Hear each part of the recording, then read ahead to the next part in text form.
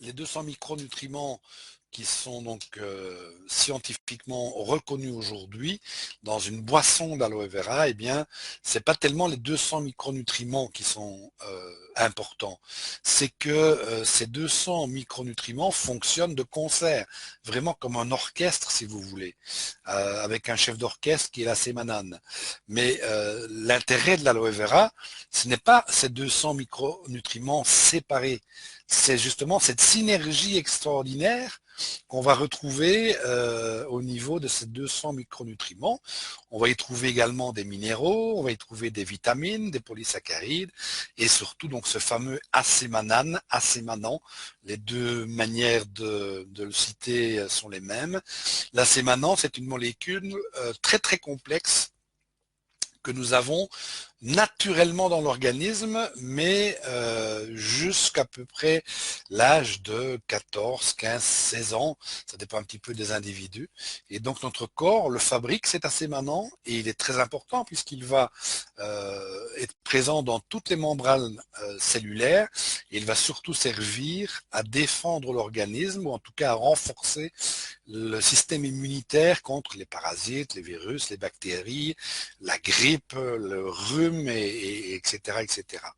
Et c'est assez maintenant, comme on n'en fabrique plus naturellement à peu près à la puberté, eh bien inévitablement, elle doit venir de notre nourriture pour qu'on puisse continuer à garantir, si vous voulez, un système immunitaire au top. Donc pourquoi utiliser et consommer l'aloe vera? Eh bien, il y a 4 raisons principales. Alors après, il y en a beaucoup d'autres, mais 4 raisons principales. La première raison, c'est nos nouvelles habitudes alimentaires.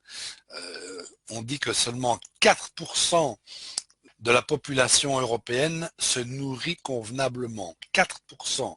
Donc ça vous donne une idée. Alors qu'on ait un jardin ou pas, il y a la pollution atmosphérique, la pollution des sols.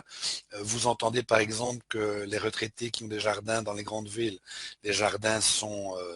la terre est bourrée de métaux lourds. Enfin bref, ça c'est quelque chose qui est évident. C'est pas de l'argumentaire pour quelqu'un qui consomme ou qui vend de l'aloe vera. Les méthodes intensives de culture également provoquent aujourd'hui une nourriture qui est complètement dénaturée et qui ne comporte plus les vitamines, les minéraux, les oligo-éléments dont on a besoin. L'environnement, les terres sont exploitées absolument d'une manière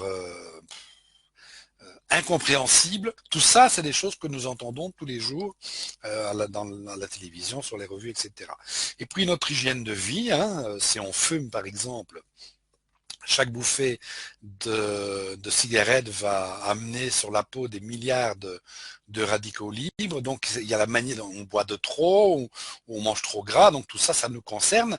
Par contre, l'environnement et la dénaturalisation, c'est difficile à dire, des aliments, on ne sait pas y faire grand-chose. Je répète, même si on cultive soi-même son jardin, évidemment c'est mieux, mais ça ne résout pas tous les problèmes.